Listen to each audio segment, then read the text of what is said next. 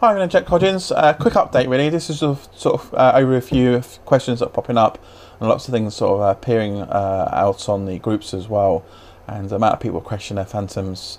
And I've even seen people question their Inspire 1s, £2,500 down the drain, and these have been pretty nasty crashes.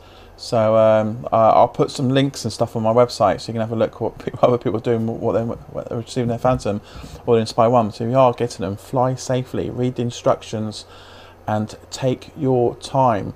I've seen a lot of these, especially the Inspire 1s, take it straight up, fly as high as it can, and things happen. So just keep it really tight and keep it low. But enough said. Questions. A lot of people are asking for one of these. This is now, I've got a link on my website, but it's gone dead. It was for it was an eBayer that was printing these and selling them at £25, but that link's gone dead now. It's not selling them anymore. But I found another guy on eBay selling these again. I don't know if they're the same guy, but obviously it's a different eBay seller. So I relinked the button to him. So I think he's got lots in stock, or he's going to print a lot of these. £25. But I was thinking, guys, I was coming up with before, I was going to buy a 3D printer for the channel for you guys. But I wanted to know if you guys wanted to support it by sending in a fee sort of thing. I don't know how much the fee would be, but if you all paid a sort of a fee towards it, I could purchase the printer in, use it for and print these off. And then everyone that actually supports the channel by sending in a donation towards it. Doesn't have to be a regular donation, just be a one-off donation. We can get the printer in. I can print all you guys one of these. I can print an iPad version, or an iPhone, or you know, an Android, or other phones, because I know there's quite a few of these designs. The 3D printer I want to buy, it's quite well known. It's called, I think it's called Metabot, I think. But they've got a website. It's dedicated to people that design stuff in 3D. And they submit and upload them. So there's loads and those designs, and I noticed there's got these designs on there that I can download, send it to the printer, and print these out. And then exactly the same ones are these ones with the holes in the right places and stuff. This has gives access to your bottom of your phone, the side of your phone for your volume controls, the on and off button at the top of your phone, camera to your phone. Gives you a nice hold in here so you can push your phone out of the sunshade. Charging the phone high at the bottom there, and it fits in nice and snug, and you can do that with it and it won't fall out. Basically, it's nice and tight. It keeps the sun off your phone, so it's quite nice, and it works quite well, and it's 3D printed. But again, if we can get you guys to send a donation and I can get a 3D print in, we can print you guys out. I might do like a package, because they might even do these Thunderbolts on there, so we can print them out, and I'll do a little package towards you saying, because you donated, here's a little package towards you saying thank you very much, and a guarantee of, like, if you lose your, we can reprint it free of charge for you. There'll be some stuff I can do with the 3D printer, because do loads of stuff with it. So there's that anyway. So they're back on. So check my website out. Go on to, I think it's on the Phantom accessories. It's at the bottom, and you'll see a black version of this. Click on the link, and it'll take you straight to the eBay site, which you can purchase them. So if you are interested in supporting, let me know. My email address is below. So let me know what you think. So, and I'm sure, I mean, I got these little ones as well. Again, this was this is on my website where you can purchase from. Actually, this was from a company selling these, and I've seen notice on certain groups now that someone else has got one of these on there, and that again fits on the camera, nice and snug. It's red, it's in your face, so you know that it's on your DJI. So if you do start firing up, you know it's on there, so you know to remove it, and it works quite well. And again, this is all 3D printed, really well designed though, but I'm sure you could get that on the 3D printing site as well, so that could be something else I could be printing. So right, questions come up about these Firebolts that I purchased.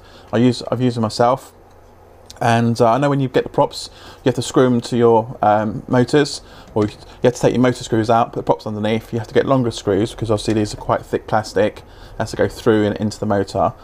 And a lot of people have accidentally taken the props off, put those screws back in, and gone through to a point where they're actually broken their motors, because the screws are too long, because you have to meant to replace them back with the original screws, which are shorter, to go back in. But I always found that these are a pain in the bum to take them off, because you spend 10 minutes putting the props on, because you have to unscrew all 4 screws for each of these motors, then screw these guards back on with the longer screws, and when you finish flying and stuff, then you have to then untake them all off, and then screwing the smaller screws that are originally on there. So you have to carry 2 sets of screws with you, tools. It was just an absolute nightmare. And I only use prop guards if I'm going to fly low, close to a building, so it's not going to bump on the side, or if I'm going to bump in a tree. These will stop my Phantom from hitting a tree and cause damage to the props itself. So I bought these Firebolts, and they're actually 3D printed, and they're quite well designed and done, and they're quite sort of hard, very hard plastic sort of thing, you know, and they fit fine. That you screw your prop guard, like you can see on there, onto the bottom of the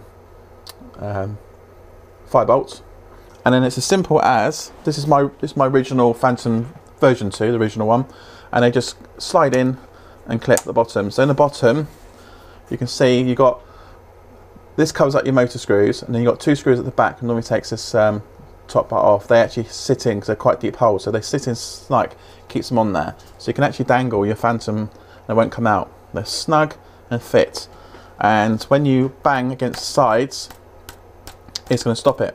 Also, you're going to crash really hard against the side. This will probably end up snapping off or something like that, but it's great for if you're bumpering. So if you're going flying past a bush, or you hit a tree slightly, you know, or it's got leaves there, it's going to bump it out of the way, so it's going to secure and keep your props from keep going around without breaking. But they do have a bit of play in them. This one has a little bit of play like that, but the idea is to keep it from coming off, you know. There's a bit of play, and put the other one on as well so you can see. Again, they're easy to fit on. Just a couple of seconds, they're on, and there you go. And you're meant to put some string between these two, keep it tight. But I don't bother, because again, it's more hassle getting this set up. So, but I find out that's perfect. I suppose the strings across there stop anything else from going between it and stuff. But if you're going around small buildings and trees, most of the time you're going to have like the tree trunk itself, unless the tree trunk's really tiny and small, very undoubtful. But it does the job. But there is a little bit of play in them, as you can see. But they actually do the job. So one of my clients, sorry, I won't say client, one of my viewers out there has bought these. No, the Firebolt people that sold me these had another one came out a little while after I bought mine, which was meant to be more improvements on it. I don't know exactly what the improvements were, but and I think that's what he's got, and he's having issues with them. He's got a lot of play in it, and obviously he's unhappy. So I wanted to compare my ones against yours to see what the difference is. So I'm going to show you a close-up of what they look like on my Phantom, so you can have a look and compare if they're the same as what you've got. So that's the bottom of it, and then on the top, that's how sort of snug it fits, you can see. Okay, and show they actually, well, they do fit my Phantom version 3. So this is the Phantom version 3, and you can see they're on there doing exactly the same sort of thing, nice and tight. They do have a bit of play in them. Okay, I suppose the only way you can stop the play from happening so they don't sort of go up and down is if you put some silicone rubber sealant inside there, just enough so it fills the gap between, because I know there's a gap in between them two, and that because it's rubbery, it's going to be, it'll stop it from probably going up and down. You could probably try that, but again, it does its job. So that's the Phantom Vision Plus version 3, so you can see how it sort of fits, and then the bottom of it. So, and there you go. Because there's not much difference between the shell on the old Phantom and the new version 3. They're exactly the same, really. So there's going to be no sort of real difference, really. But let me know if they do look exactly the same as yours, or if yours are slightly different. Because I'll be interested to know if they are. I'll speak to the company and say, you know, send me some out so I can review your second lot and see what the difference is between first lot, this lot, which is the first one, and the second one, which is the updated version. And let me know if it's the same company, Firebolt, that's saved my Phantom. If it's the same people, be interested to know as well. But or even send me your Firebolts. I can have a look at it. I can compare them. We'll compare them basically. And if they are a sort of crap, then what I might do is I'll give you mine. So, all right. So there we have it. That's the Firebolt. Because I will be unhappy and I will be upset with the Firebolt company if your ones are really badly designed, because I actually link my site with you guys. So if that's the case, then I'll have to take you off, because I can't recommend crap stuff, basically. Boils down to it. But there is another prop guard company that sells these like quick releases for your props, and this one's a different design. It's where it's I think it sort of clips on the bottom, but instead of it screwing onto your props has another one bolted on the end of this one. They slide in. So what I'm going to do is I'll put that link up as well, because that's another idea. So you can have a choice of like these ones or purchasing the other ones. So they've got the slightly different design, but do the same sort of thing. So, but I don't tend to use prop guards, because I always found with the prop guards on, the wind, even got a slight wind with the Phantom flying as it is without the prop guards, it's fine. But when you put these on there, slight wind does pick it up, and it makes it a bit sort of I don't like them. But you wouldn't fly these anyway in open space. You only fly these if you're flying close to stuff. So there you go. So that's the Firebolts bit. So let me know about that. I haven't done the test yet for the tomorrow, whether it's windy or not. I'm going to fire up my Phantom, which should be the Phantom version 3, and we're going to see and test when we bump into the prop to a tree or something like that. You know, so, when it clips the blades, to see if actually it fails, whether there's any power failures or anything like that. Well, I'll put a GoPro, mount my GoPro on my head like I normally do, and I'll have it sort of standing away from me like this. And then our hand move. I put it on full throttle, so I'm holding it. So I don't, because obviously I don't want to damage the gimbal. So I'll hold on to it nice and tightly, and we'll pull it up towards the trees and simulate it if it's flying towards the tree to get it clipping the tree basically. And may get to the point, clip it so that they actually snap. So there's some sort of force going against the motors, and then we'll then see what will happen basically. And then hopefully we might be able to resolve that. I know there's a lot of things coming up about the cables running from the motors to the speed controllers. They're thinner than the ones in the original Phantoms, so that might be the reason why they're burning out, or the controls burning out and stuff. But I'm quite sure.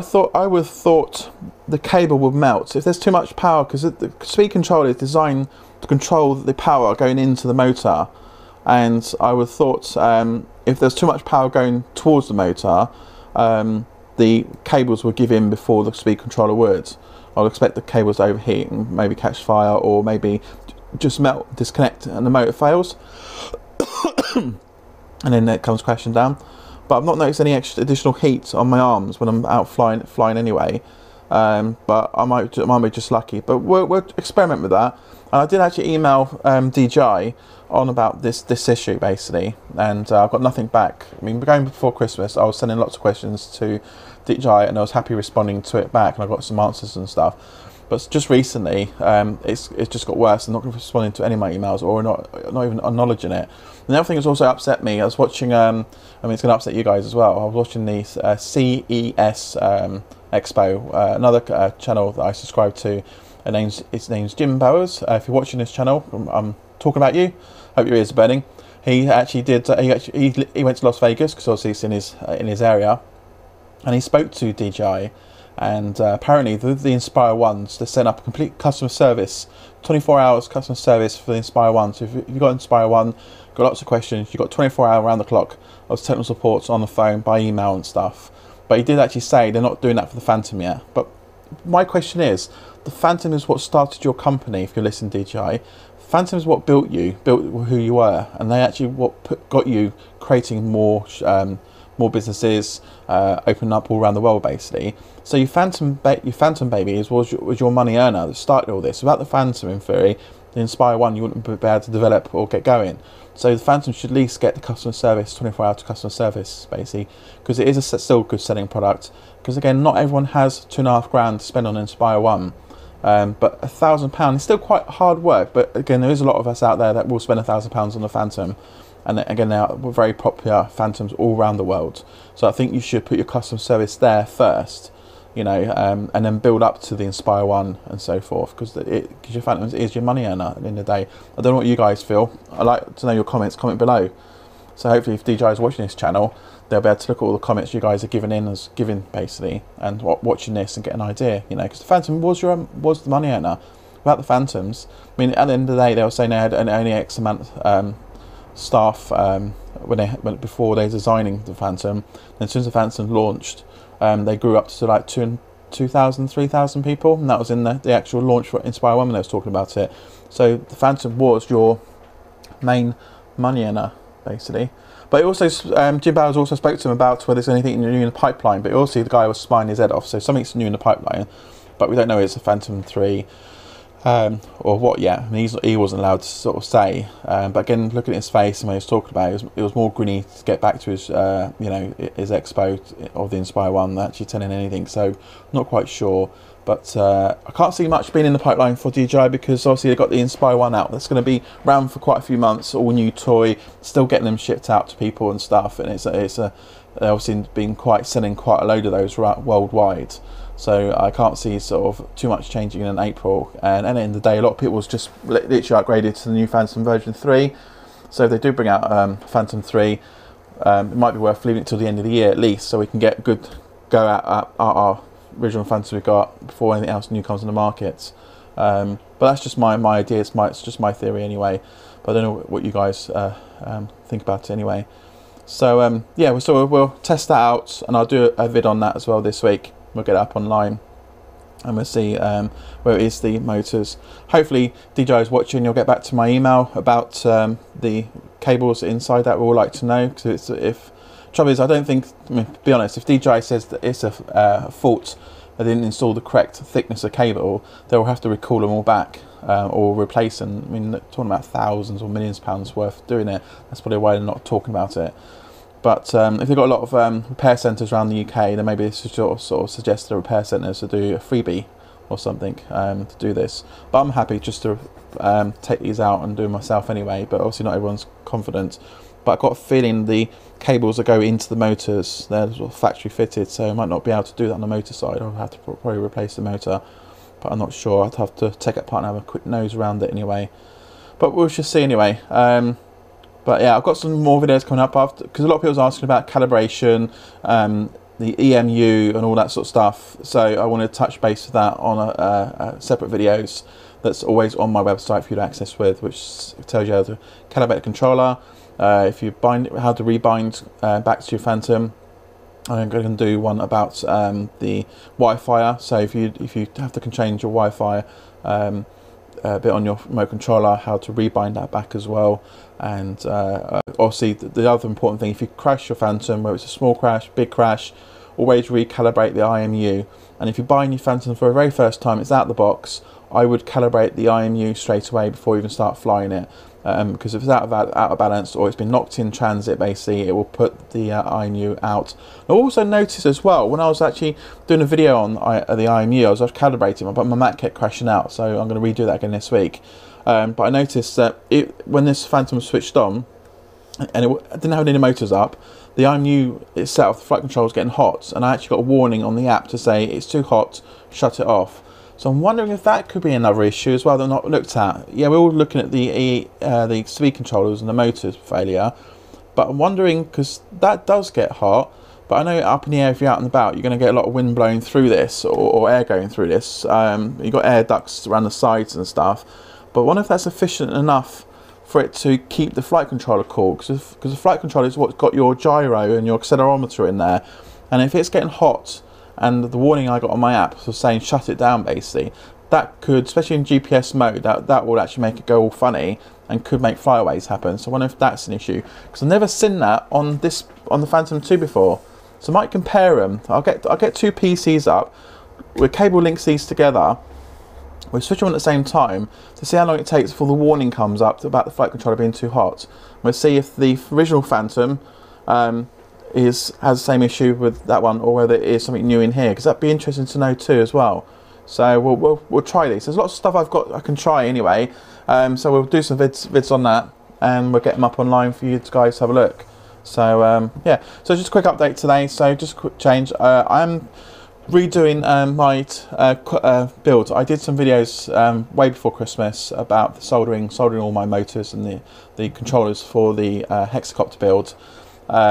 But I got them all back to run, and I got a bit messed up with them, so I'm going to redo them this week, so we can get the next stage on the hexacopter built, and that'll be getting that put together.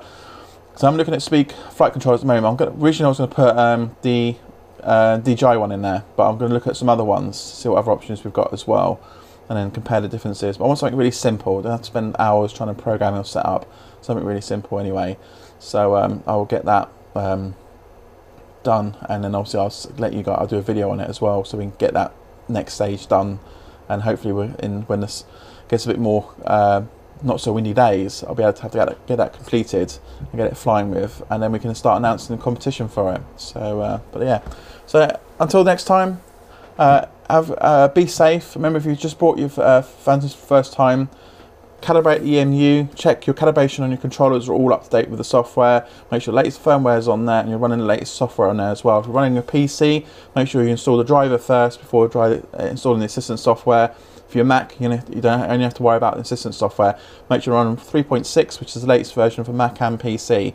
Apply all the updates that's needed for it, and you should be good to go basically. But again, calibrate the IMU, be on the safe side.